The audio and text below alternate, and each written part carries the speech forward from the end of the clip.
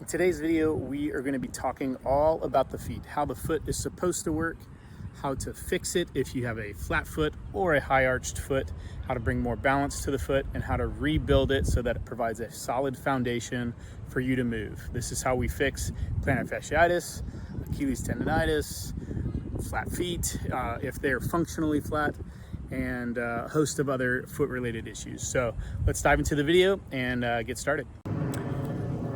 The first step in rebuilding your feet, even before we dive into the mechanics of it, is to simply take your shoes off, start walking, instead of toes out, start walking with your feet straight, okay?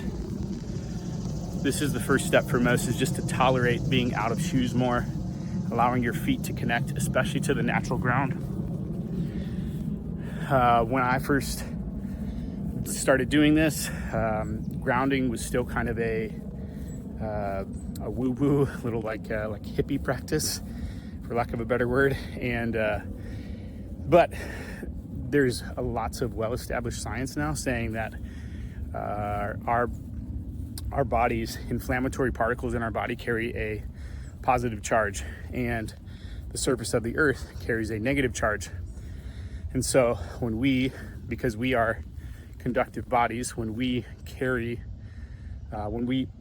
make contact with the ground, with the natural ground, with our bare feet, then we actually start to decrease inflammation just naturally, just by doing that simple practice. So if you are struggling with foot pain, if you're struggling with chronic pain in your whole body, that is a pivotal first step. Just kick your shoes off, start to increase your tolerance. Bonus points if you can do it while watching the sunrise, while doing a joint care routine like I posted in my last video, and or going for a walk in the woods like I'm doing in a natural park here. Okay, so that's first step. In the next segment of this video, we are going to dive into the mechanics of the foot, make them simple to understand, and then go through some exercises to help rebuild your feet right away. All right, so I want to talk real quick about the mechanics of the foot. I'm not going to get super detailed with this, but I just want you to understand some general principles behind how the foot's supposed to work. If we look at the structure of the foot, we can tell it has a few arches. So we have a medial longitudinal arch that goes along the inside edge of the foot.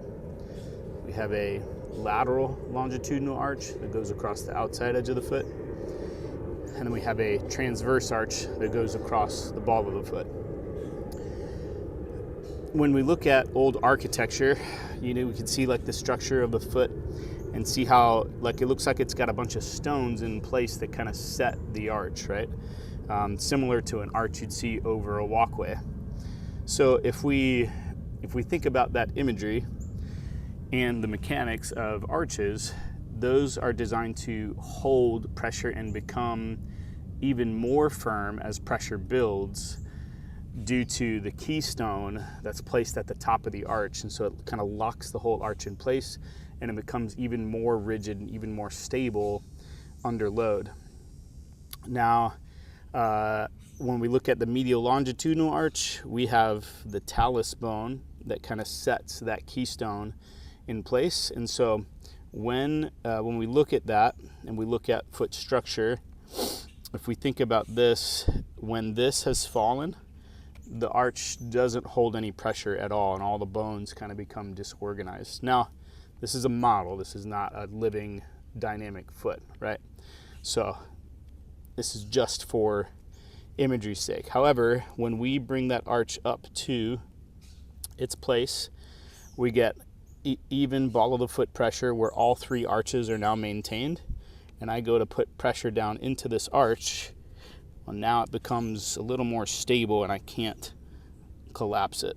Okay, even if I get forces to go inwards towards it, if it's set, it stays relatively stable. Okay, so the way that the foot is designed to create that arch is that when it lands, kind of think of this crease behind the first and second toe, behind the ball of the foot, and then look at your metatarsal heads, right? Those create kind of hooks into the ground to create a stable anchor as the foot lands and pressure builds into the system, everything will turn outward like this to pull that arch up, okay? So the biggest key here is that the length of the big toe, this crease behind the first and second toe on the ball of the foot, and the rest of the foot kind of stays stable to pull that up, okay? So it has to anchor in at that point to create all of the arches stable. And when we lose that pressure as we land or walk, or if we walk toed out, this begins to want to push in. That's how we create a bunion. It's how we overstretch the plantar fascia. And so all the mechanisms of foot-related injuries, for the most part, come from a loss of stability in the foot, and that can cause an upstream effect up top. So that can be everything from foot pain to if you step backward and that happens, that's an Achilles tear. If you go to cut too far off the inside edge and go that way, then that is your ACL tear. So the mechanics of the foot matter a ton.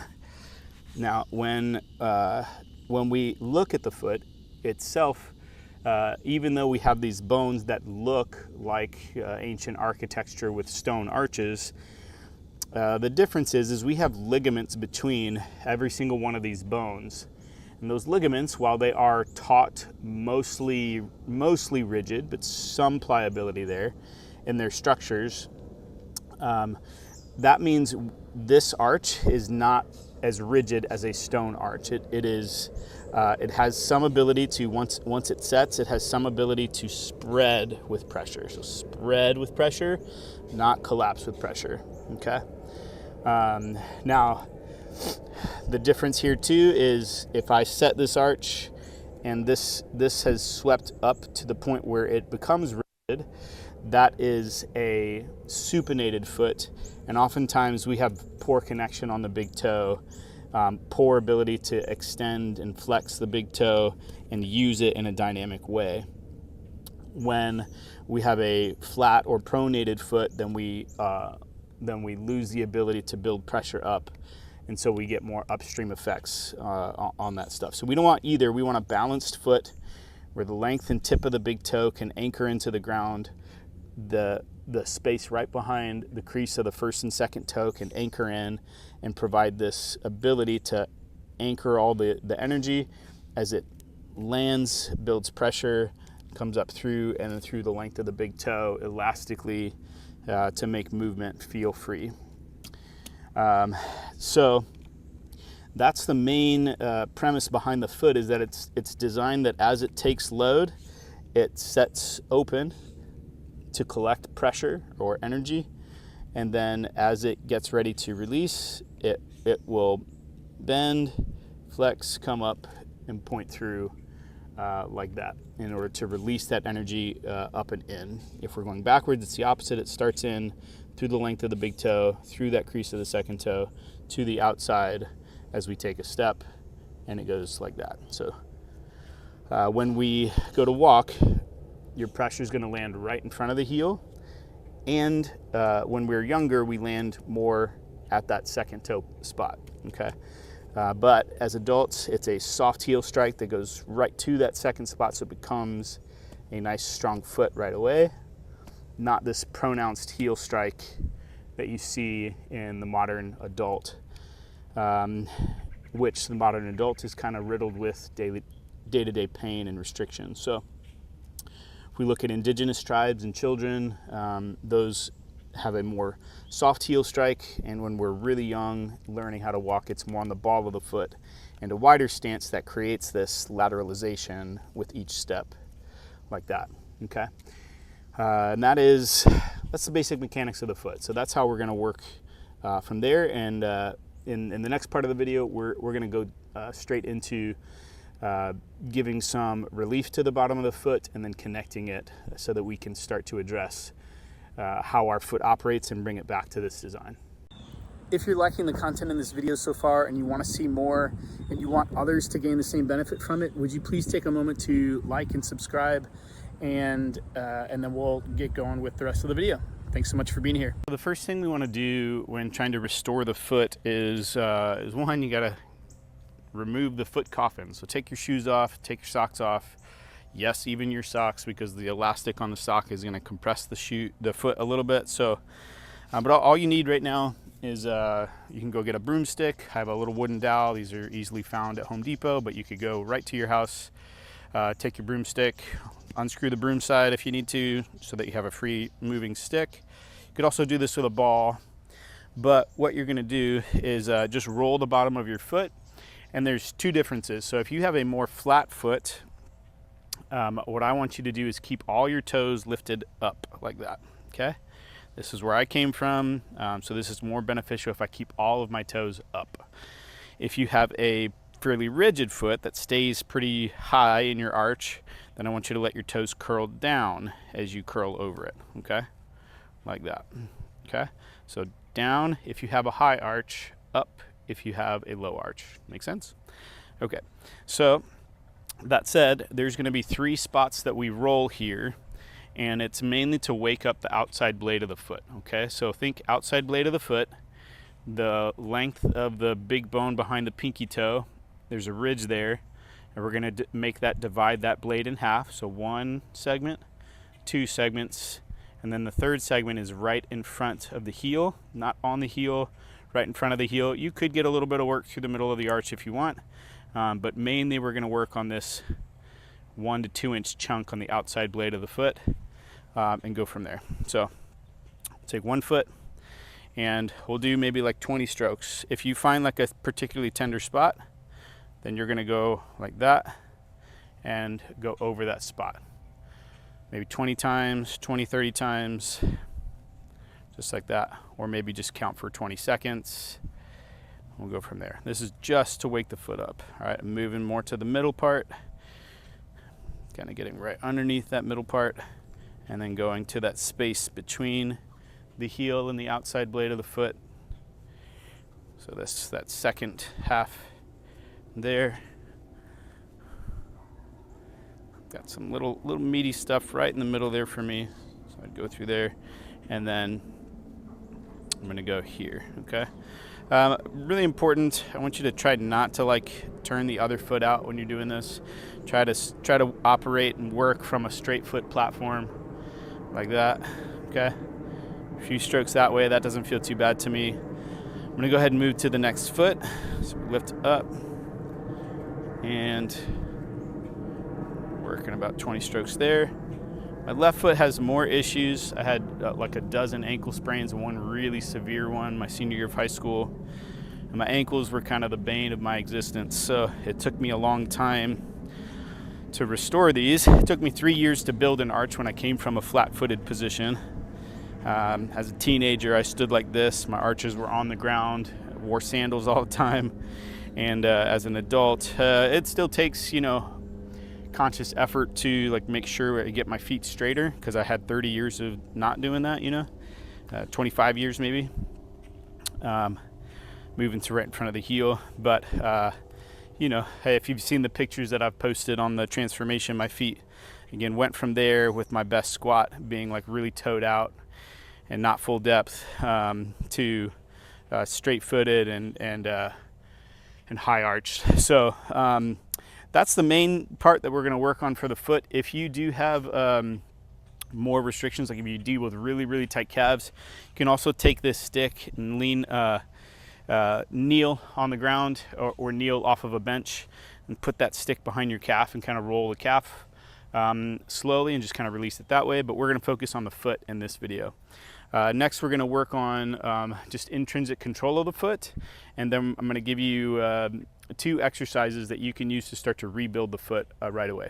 So when we look at the foot, we want to understand, this is kind of just like a checkpoint on, hey, do all the toes do what they're supposed to do, and do you have control over them separately? So we'll take a nice like partial weight bearing split stance. I'd say you got 70% of your weight on your back leg and 30% on the front leg, and both feet are pointing straight ahead, okay? So what you're going to do with the front foot is, 1, you're going to lift all your toes up and then place them all down, okay? That's 1. So let's do 10 there, 2, 3, 4, 5, 6, 7, 8, 9, 10. Leave them up, and I want you to just bring the big toe back down. 1, 2, 3, 4, 5, 6, 7, 8. You can see how I struggle with that a little bit. 9, 10. Then 4 toes down, big toe stays up. 1, 2, 3, 4, 5, 6, 7, 8, 9, 10. Then you'll set them all down one at a time. So pinky toe, like you're kind of stroking on the piano keys, all the way down to 1. Okay, we'll do this 5 times. 1, 2, 3, 4, 5. 1, 2, 3, 4, 5. 1, 2, 3, 4, 5. 1, 2, 3, 4, 5, like that. Okay, now keep all your toes down and just lift the 4 toes. 1, 2, 3, 4, 5, 6, 7, 8, 9, 10. Then 4 toes down, just the big toe up. Make sure it doesn't go in. Okay, so if you need toe spacers, you can use those, or you can attach a band to an anchor point and have that pull you to the outside. But 1, 2, 3, 4, 5, 6. Now, here's a really important point. You should be able to lift this up about 45 to 75 degrees, okay? You can see this is a bit of a struggle for me. And again, my history is I used to have really flat feet. So when we look at stuff like this, we have not only tech points of can I do the party trick, but also can I meet the mastery criteria of that party trick. Once I can meet the mastery criteria and do the party trick, then I don't really need to do it anymore other than to check in. And then your final one that you're going to do is you want to be able to retract the foot. So from this position, you want to be able to shorten the inside blade of the foot by kind of pulling that all together. Okay, creates that. And then what you want to see when you do this is that this big toe knuckle curls at the first joint. Okay, so it pulls the arch in, so all these bones get pulled up, and the big toe curls, so it retracts into the foot like that.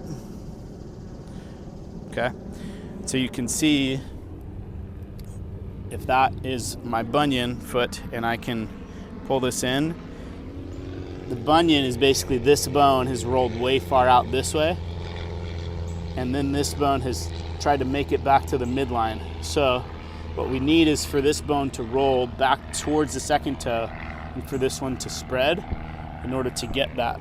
So when we do this properly, the foot arch comes up, that bone rolls in, and the big toe retracts into a straight plane, where if I were to draw a line from the inside of my big toe to my heel, it's all on the same line.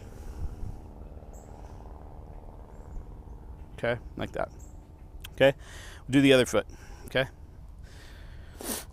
so we start all toes up.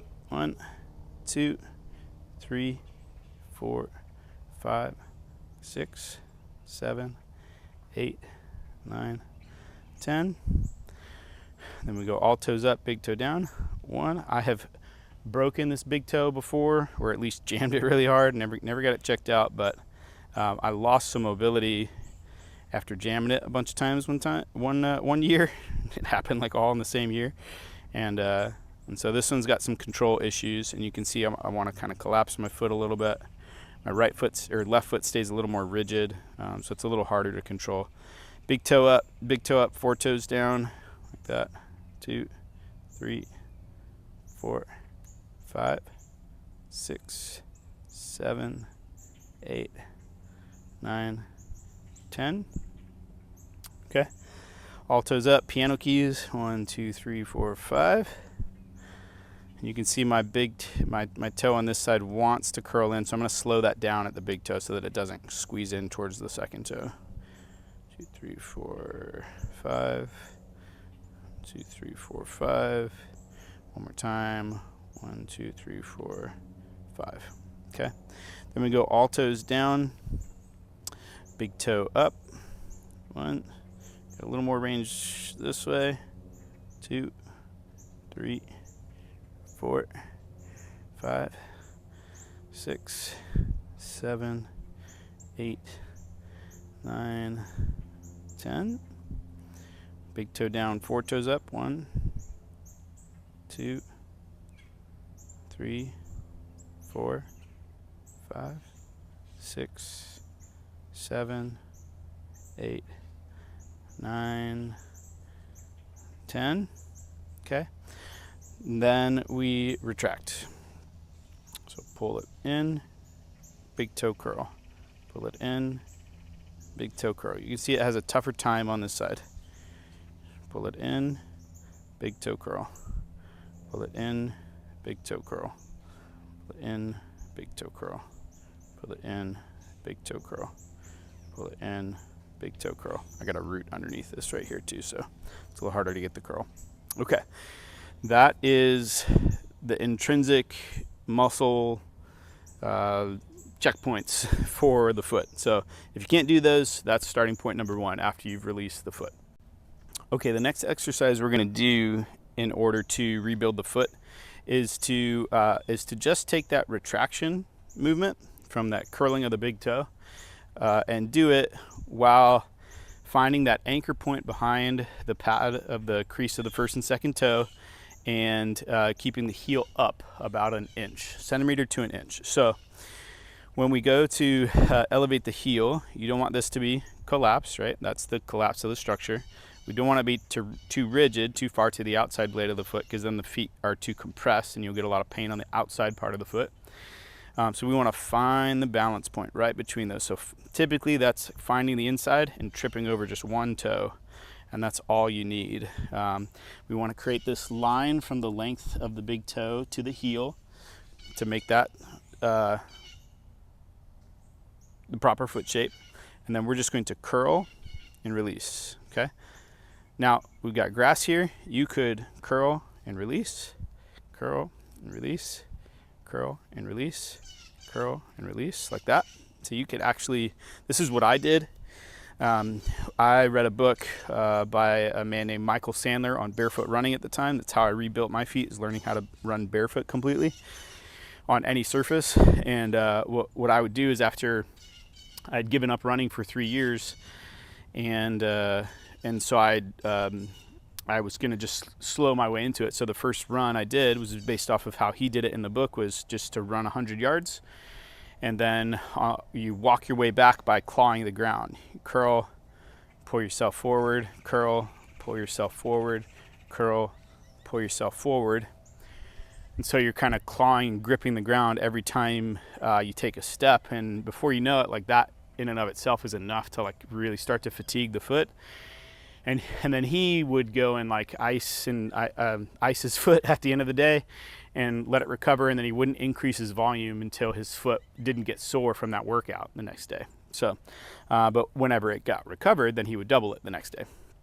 And then he built himself all the way up to running like, 15 to 20 miles a day, barefoot in the Colorado wilderness, which was pretty inspiring for me, having given up for 3 years. And he had like had a hip replacement. He had no ACL in one leg. And so his story was even more traumatic than mine. But anyways, it inspired me, like, hey, there's this pathway. If I'm just patient with it, I can get everything back. And so that's the main point. But basically, you can do this in place. In the traditional physio world, we have somebody sit at the edge of a bench and do towel curls or marble pickups.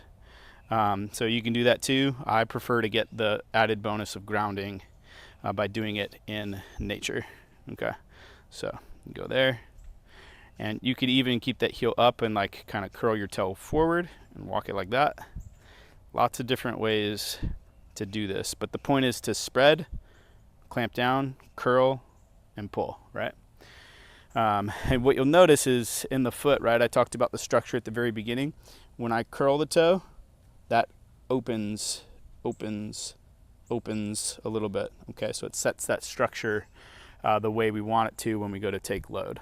In the next video, I'm going to give you a beginning exercise to start to rebuild your ability to take force through that foot in a split stance way, and we're going to do an isometric hold while holding that gripping position, and you're going to start to feel the connection from the foot up to the hip. Okay, this is going to be the final exercise for this video, and this is just kind of a starting point to get you to feel load and to feel the rhythm of walking, and so or taking load through it with and how everything syncs up together, right? So when I talked about taking a landing, right, in walking, it's taking a soft heel strike, and then it kind of lands right to that second toe pad. As I pass through, the foot's going to plant. It's going to curl at max effort or max pressure to keep the foot strong and rigid for the most part for propulsion, and then it's going to push and pull, push me forward and curl the ground, sweeping the way and flicking the foot as I move forward. So what we're going to do with this drill is we're going to go up on the front of the foot again. Okay, so this is going to be a little bit more almost like running related. The heel is going to be up about 1 centimeter to 1 inch, depending on where you can stay in the pad of that foot. We've got pressure through the tip of the big toe, right behind that space between the first and second toe, behind the pad of the foot. And then what we'll notice is that as I put more pressure into it, that pressure will go from second toe out towards 3, 4, 5. It will spread out while maintaining all the other points. So I don't want to like load into this and then let this curl up. It shouldn't do that. We should just load it like this, okay? With the back leg, this needs to be pointed straight or slightly towards the front leg. And then I'm going to start from back leg weight shifting with my arms like this. And then I'm going to start to switch my arms and bring myself into the front leg like this. Okay? This arm does not go in front. It's not in that part of the gait cycle. It pulls me behind. So I'm going like this, like that. Okay, so you'll notice this goes from like straight. As I put pressure into it, this starts to rotate out, and I'm kind of using this hip to pull into this hip, and I feel this work immediately, okay? So right here, like that. Okay, you'll do a bunch of reps that way. All right, from side view, we'll hit the other leg. So you take a little split stance. I'm going to get this heel up about 1 centimeter, like this. I'm slightly shifted, like 60-40, back leg to front leg, and then I'm just going to switch that. So I go like this.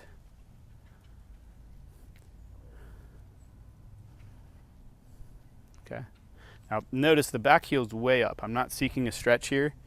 This is going from out where the foot is high and pushing the heel higher to get into the front leg, like that, okay?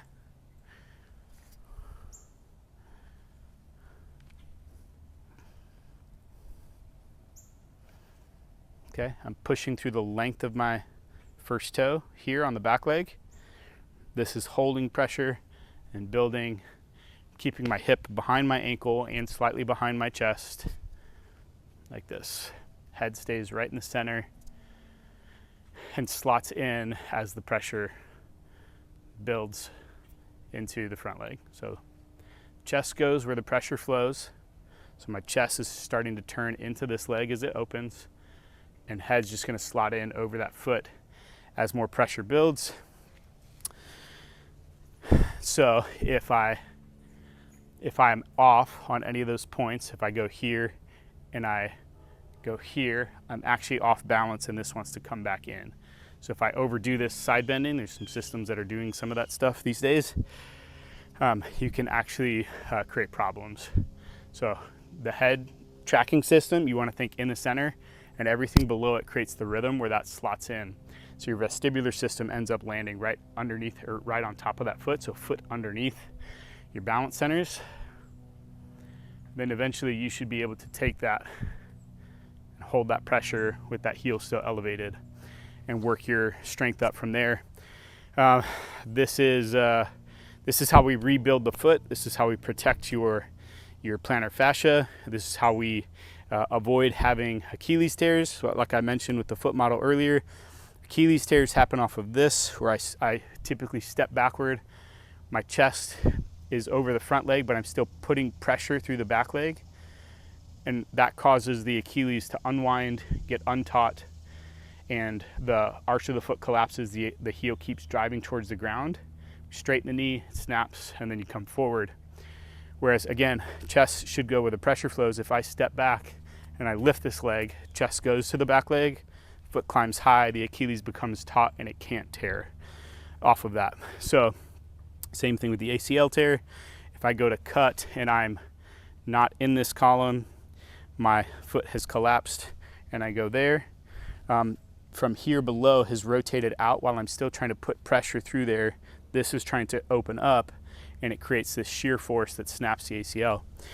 Whereas if I go here and I can let that open then close by landing on that first toe to the second toe pad, I lift this leg, that sets this open to snap back inward. This is how I'm going to be able to protect myself long term, so that walking looks like that, chest goes where the pressure flows, and running is just a way where we change support in that same pattern. That is how we rebuild the feet, protect your feet. If you like this video, please let me know in the comments. If you have any other questions or any other topics you want me to cover in more depth, please let me know. I have more videos in my online community that dive deeper into this, as well as addressing the entire body. The link is in the description, and I hope to see you inside. If you're someone who's dealing with chronic issues, we take a holistic approach through 5 specific steps that allow you to rebuild your body completely and give it a clean slate, so that you can experience childlike movement freedom and lifelong athleticism predictably. If you have any questions, leave them in the comments, reach out, and thanks for being here. If you want to take a deeper dive into completely rebuilding the body from scratch, if you've dealt with chronic pain for a long time like I did, or if you're having trouble trying to figure out what the right place to start is, I've started a brand new community on a platform called School, and it's growing. We have almost 50 members so far, and the first tier is free there. So if you go over there, you'll get access immediately to some free resources and understand the roadmap to completely rebuilding your body, rebuilding childlike movement freedom, and reclaiming what I believe is innate athleticism in every human. The link is in the description below, so go visit that, and hope to see you inside.